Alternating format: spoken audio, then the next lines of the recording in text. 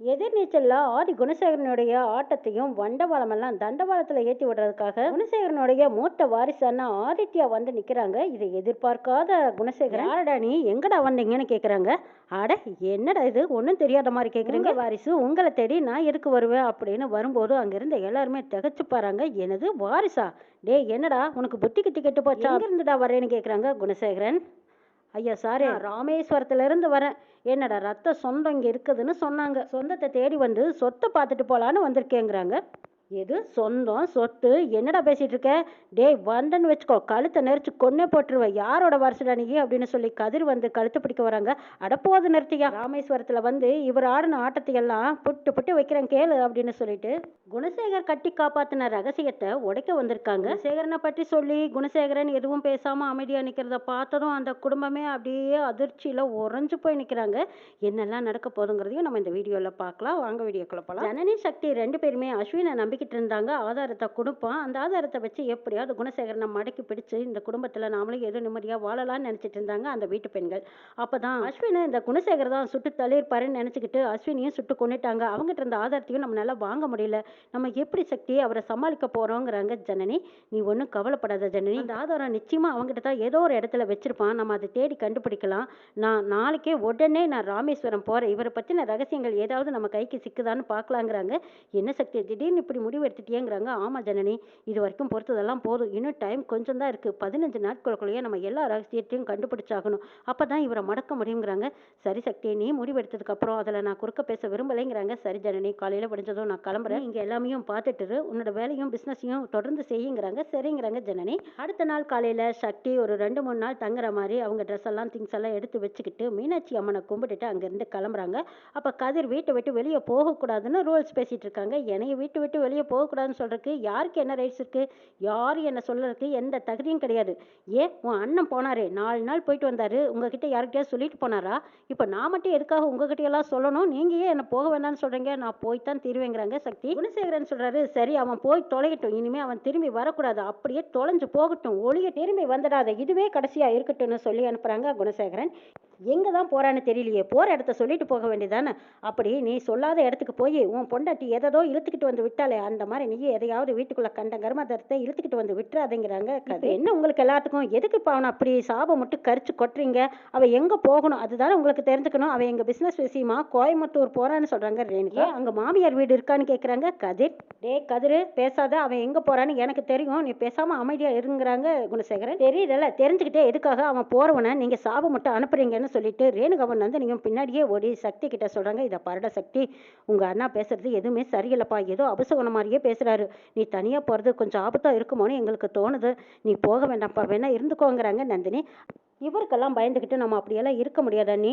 இவரோட ரகசியங்கள் எங்க வெளியில வந்துருமோன்னு நினைச்சு பயந்துதான் அவர் போக வேண்டாம்னு சொல்றாரு. இவரை பத்தின உண்மைகளை கண்டுபிடிச்சு இவரை நான் உள்ள தள்ளாம விடமாட்டேன்னு சக்தி ஒரு சவாலோடவும் துணிச்சலோடவும் ஒரு நம்பிக்கையோடவும் அங்கிருந்து வெளியில கிளம்புறாங்க. சக்தி குணசேகருக்கு வந்திருந்த லெட்டர்ல இருந்த அட்ரஸை தேடி ராமேஸ்வரத்துக்கு போயிருக்காங்க.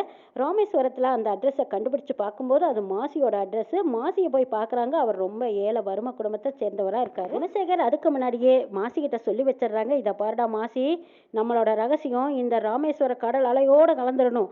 ஏக்காந்த கொண்டு இதை நீ வெளியில சொல்லிடக்கூடாது. என் அண்ணன் தம்பி சொந்தம் வந்தோம் என் புள்ள பய இப்படி யார் வந்து கேட்டாலும் அவங்க கிட்ட நீ உண்மையை சொல்லிடாது. நம்மளோடவே அந்த ரகசியம் புதந்துடணும், இந்த கடல் அலையிலேயே அப்படியே அழிச்சிடணும், சரியா அப்படின்னு சொல்லிட்டு எச்சரிக்கை பண்ணிட்டு வராங்க குணசேகர். இதெல்லாம் இப்படிதான் இருக்கும் அப்படின்னு நினைச்சுக்கிட்டு போன சக்தி உடனே குணசேகரை பத்தி விசாரிக்காம, ஐயா நான் வெளியூர்ல இருந்து வந்திருக்கேன், இன்னைக்கு ஒரு நாள் மட்டும் இங்க தங்கறதுக்கு எனக்கு இடம் கொடுங்கன்னு கேக்குறாங்க. மாசியும் மனிதாபிமானத்தோட இறக்கப்பட்டு சரி தம்பி இருந்துக்கோங்கன்னு சொல்றாங்க. மாசி வீட்டுல மாசி குணசேகரன் போட்டோவை வச்சிருக்கிறத பார்த்த சக்திக்கு தூக்கி வாரி போடுது. ஓ, அப்ப இந்த மாசிக்கும் குணசேகரனுக்கு ஏதோ ஒரு சம்பந்தம் இருக்கு.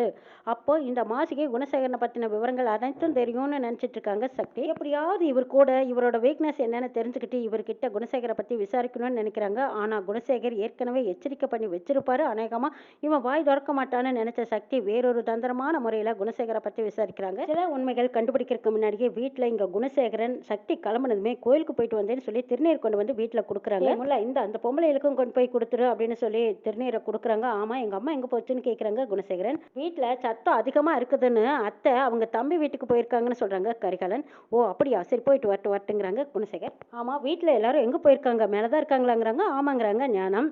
சரி மாமா, நீங்க இப்ப குலசாமி கோயிலுக்கு போனீங்களே, போய் என்ன வர வாங்கிட்டு வந்தீங்கன்னு கேக்குறாங்க கரிகாலன். ஏன் கேக்குற, என் மனசுல எல்லா ஆத்தாமையும் வலியும் வேதனையும் போய் கொட்டி தீர்த்தேன். அப்பதான் எனக்கு ஒரு வாக்கு கொடுத்தாங்க, போய் எல்லாத்தையும் அடிச்சு நொறுக்கும், உன் வாழ்க்கையில நிம்மதி கிடைக்கும்னு சொல்லி அனுப்பியிருக்காங்கடாங்கிறாங்க குணசேகரன். ஐயோ என்னமாமா இப்படி பயங்கரமாவா சொன்னாங்க, எல்லாம் கொளுத்தி போட சொல்லிட்டாங்க, தட்டி எறிய வேண்டியதானுங்கிறாங்க குணசேகரன். ஐயோ மாமா அப்படின்னா வீட்டுல சரியான தீபாவளி தான் போங்கங்கிறாங்க கரிகாலன். ஜனனி சக்தி கிட்ட போன் பேசிட்டு, சரி சக்தி நான் பாத்துக்கிறேன்னு சொல்லிட்டு நந்தினி கிட்ட சொல்றாங்க, நான் போய் அஸ்வின் வீட்டுல அவங்க அம்மாவை பார்த்து பேசிட்டு வரேங்கிறாங்க. ஜனனி எனக்கு ஒண்ணு தோணுது, அந்த வீடியோ வச்சு யாருக்கு எந்த பிரயோஜனம் இல்லை, ஒருவேளை இந்த அறிவுக்கரசியை ஆளை வச்சு அந்த பையனை கொண்டு போட்டு அந்த வீடியோவை எடுத்துட்டு போயிருப்போம் எனக்கு சந்தேகமா இருக்குதுங்கிறாங்க நந்தினி. அக்கா அதான் அஸ்வின் சொன்னானே, அது வேறொரு குரூப்னு சொன்னாங்கிறாங்க. அடே இவனுங்க எல்லாரும் வில்லாது வில்லனுங்க ஜனனி, அந்த குரூப் இல்லாட்டி அடுத்த நாள் வேறொரு குரூப் வச்சு கூட அனுப்பியிருக்கலாமல்லங்கிறாங்க நந்தினி. என்னன்னு புரியல. சரி நான் எதுக்கும் போய் அஸ்வினோட அம்மாவை பார்த்துட்டு வரேங்கிறாங்க ஜனனி. நானும் வரேங்கிறாங்க தர்ஷினி. ரெண்டு பேரும் சேர்ந்து போனா பிரச்சனை ஆயிடும், வேண்டாம் ஜனனிங்கிறாங்க. இல்ல சித்தி நானும் தான் வருவேன், இந்த ஆளை சும்மா விடக்கூடாது, இவரோட உண்மை என்னங்கிறத கண்டுபிடிச்சு இவரை நான் ஜெயிலுக்கு அனுப்பாம விட மாட்டேங்கிறாங்க தர்ஷினி. நான் போய் விசாரிக்கும் போது கண்டிப்பா புது ரோட் கிடைக்கும் அப்படின்னு முடிவு பண்ணி ஜனனியும் தர்ஷினியும் அங்க கிளம்புறாங்க. முல்லையும் கரிகாலனும் வாசல்ல உட்காந்துருக்காங்க. அப்போ ஒரு பெரிய கார் ஒன்று வந்து நிக்குது. அதுல இருந்து ஒருத்தர் இறங்கி வராங்க. அவங்கள பார்த்துட்டு என்னடா இது கோட் சூட் போட்டுக்கிட்டு நம்ம வீட்டுக்கு யாரோ வந்திருக்காங்க, அப்பா ரொம்ப நாளைக்கு அப்புறம் புதுசா ஒரு நபர் வர்றாரு, ஆனாகமா இவரு நம்ம வீட்டு லேடிஸ் தான் பார்க்க வந்திருப்பாங்கன்னு சொல்லிட்டு விசாரிக்கிறாங்க. தர்ஷினி மேடத்தை பார்க்க வந்தீங்களா இல்ல பார்கவி மேடத்தை பார்க்க வந்தீங்களா இல்ல அவங்க பாஸ் ஜனனியை பார்க்க வந்தீங்களான்னு கேக்குறாங்க. நான் குணசேகரன் பார்க்க வந்திருக்கேன், அவரோட வீடாங்கிறாங்க. அட இது அவரோட வீடை தான், நீங்க வாங்க வாங்க நான் கூட்டிட்டு போற வாங்கன்னு சொல்லி முல்லையும் போய் குணசேகர் கிட்ட அறிமுகப்படுத்துறாங்க. மாமா உங்களை பார்க்கத்தான் வந்திருக்காங்க. அப்படியா, யாருப்பா நீ, இதுக்கு முன்ன பின்ன நான் உன்னை பார்த்ததே இல்லையே, எதுக்கு வந்திருக்கேங்கிறாங்க. சார் நான் உங்களை பார்த்து பேசிட்டு போறதுக்கு தான் வந்திருக்கேன், இனிமே நம்ம அடிக்கடி சந்திக்கிற வாய்ப்பு கிடைச்சாலும் கிடைக்கும்ங்கிறாங்க. அப்படியா, எதுக்குப்பா வந்திருக்கேன், வந்த விஷயத்த சொல்லுங்கிறாங்க. இந்த வீடு உங்களுதானான்னு கேட்குறாங்க.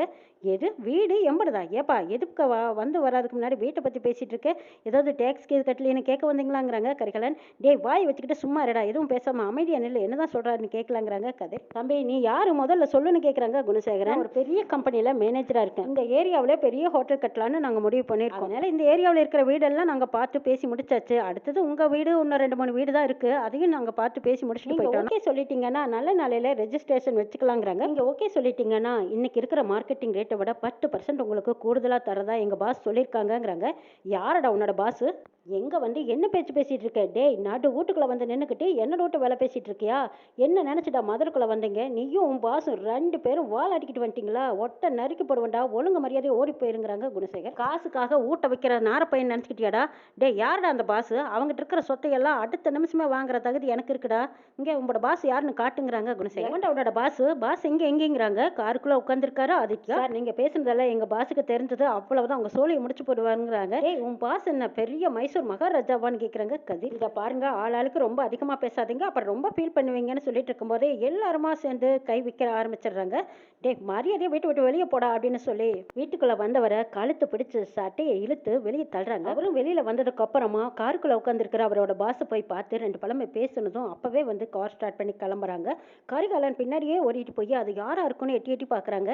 டேய் நீ எதுக்குடா அவனை போய் எட்டி பார்த்துட்டு இருக்கிறேங்கிறாங்க. உள்ள யாரோ கோந்திருக்காங்க, ஆனா யாருன்னு தான் எனக்கு தெரியலங்கிறாங்க கரிகாலன். கதிரையா எனக்கு அப்பவே தோணுச்சு கோட் சுட்டு போட்டவன நம்ப கூடாதுன்னு, ஆனா அந்த கரிகாலன் தான் கேட்காம வீட்டுக்குள்ள விட்டுட்டாங்கிறாங்க. டே இனிமே இந்த மாதிரி எவனாலும் வந்தா உள்ள விடாதேங்கிறாங்க. ஜனனி பார்கவி நந்தினி எல்லாரும் வந்து நிற்கும் போது கரிகாலன் போய் ஜனனி அக்கா எல்லாம் உங்க வேலையான்னு கேட்கறாங்க.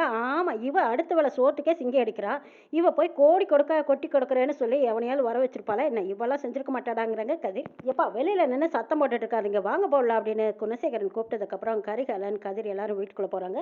முதல்ல அந்த விசிட்டிங் கார்டை கிழிச்சு போட்டுட்டு வாடான்னு சொன்னதுக்கு அப்புறம் கரிகாலன் அதை தூக்கி போட்டு போறாங்க. ஜனனி அதை பார்த்துட்டு அது விசிட்டிங் கார்டோட அட்ரஸை பாக்குறாங்க. யாரா இருக்கு இவங்க, எதுக்காக இவ்வளவு தைரியமா குணசேகரன் வீட்டுல வந்து இந்த வீட்டை வேலை பேசுற அளவுக்கு அவ்வளவு பெரிய ஆளா, இவர் யாரா இருக்கும், இவரை போய் பார்க்கலாமா அப்படின்னு யோசிக்கிறாங்க ஜனனி நந்தினி பார்கவி தர்ஷினி இவங்க எல்லாருமா சேர்ந்து ஆமா இவரை போய் பார்த்தா நமக்கு ஒரு ஹெல்ப் பண்ற கூட சான்ஸ் இருக்குன்னு தர்ஷினி சொல்றாங்க. அப்படியே சொல்ற, சரி போய் பாப்போம் அப்படின்னு நேரடியா போய் ஆதித்யாவோட ஆபீஸ்க்கு தான் போயிருக்காங்க ஜனனி. ஆதித்யா ஜனனி கிட்ட ஒரு டீல் பேசுறாங்க. இதை கேட்டதும் ஜனனி ஆடி போய் நிக்கிறாங்க. அப்படின்னா இங்க குணசேகரனோட வாரிசாங்கிறாங்க. ஆமா நான் குணசேகரனோட வாரிசு, அந்த வீட்டை விலை கொடுத்து வாங்கணுங்கிற அவசியம் எனக்கு கிடையாது, குணசேகரோட குடுமி என் கையில